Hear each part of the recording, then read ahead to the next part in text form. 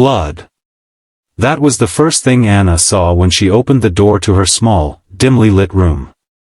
A trail of dark red drops led from her window to her bed, and on it lay a stranger, unconscious, pale, and bleeding from his shoulder. She froze. The city had been whispering for months about a name that sent chills down every spine, Leonardo Costa, the ruthless mafia boss who controlled half the underworld. But how could he end up here, in a maid's broken-down room at the edge of the city? Anna didn't know who he was. Not yet. She only knew one thing: he was dying. And despite every instinct telling her to run, she stayed. That decision, made out of kindness, would change both of their lives forever. The stranger in the shadows. Anna worked as a maid in one of the city's grand hotels, a place where people like her were invisible.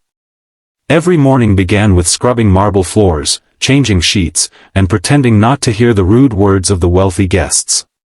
She earned barely enough to feed her younger brother, Eli, who was sick and too weak to walk. Her life was a quiet storm of exhaustion and sacrifice, until that night. The rain outside came in sheets, thunder echoing through the broken glass of her small apartment. When Anna returned home after a long shift, her first thought was to light a candle. The electricity had gone out again. But when the faint glow filled the room, she froze in terror.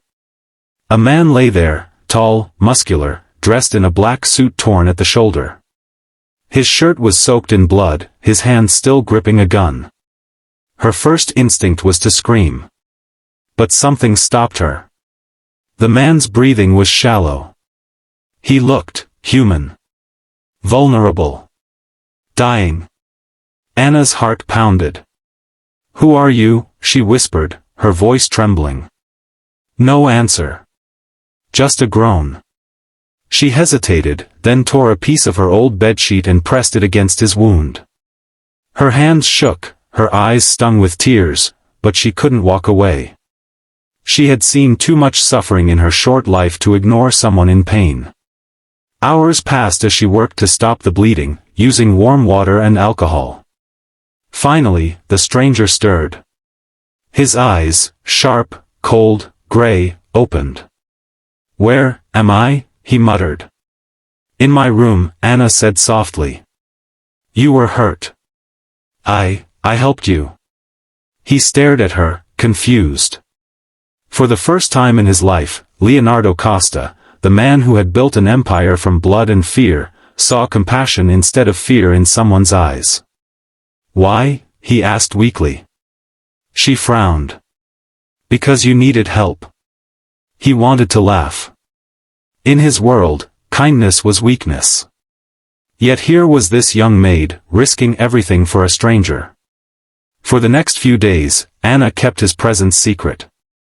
She hid him from neighbors, brought food from her workplace, and even smiled as she fed him soup.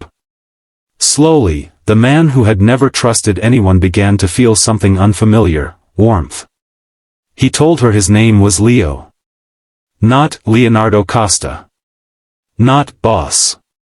Just Leo. Anna stepped back, heart pounding. You're one of them. The mafia."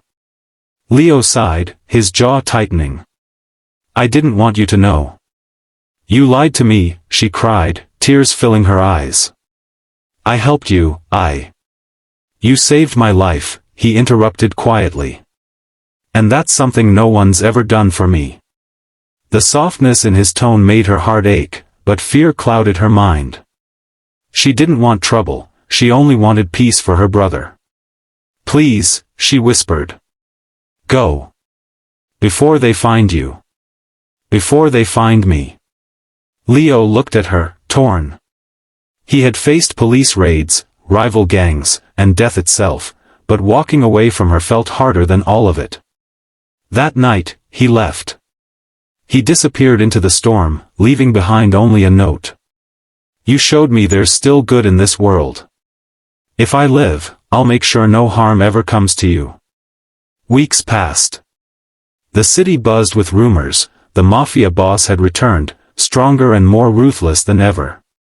But those who crossed him noticed something strange.